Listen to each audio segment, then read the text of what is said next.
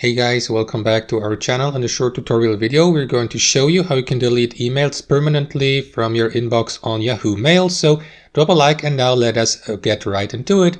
So head over to your inbox on mail.yahoo.com, log into your account obviously, and let me delete that email here for the sake of this tutorial.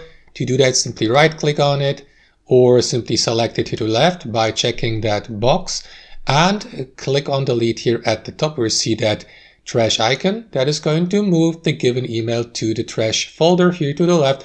So guys, moving your email to that folder doesn't mean that the given email has been deleted permanently and irreversibly, because you will need to go into that trash folder here and delete the email permanently and for good. Manually, to do that, simply select it and choose delete here at the top and confirm the deletion once and for all, or alternately click on restore to inbox to move the given email back to your inbox. And that's all to it, guys. As you can see, super simple. Thanks for watching, and we'll see you next time on our channel.